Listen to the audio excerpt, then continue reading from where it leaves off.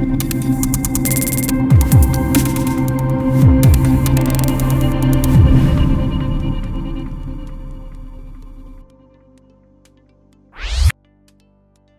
order to perform the hard reset of Meizu 15, we first need to power it off.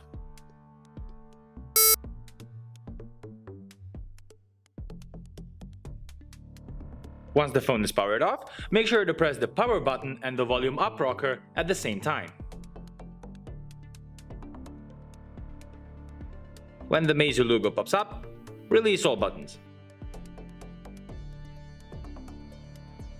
Here in this menu, select Wipe Data, select Start.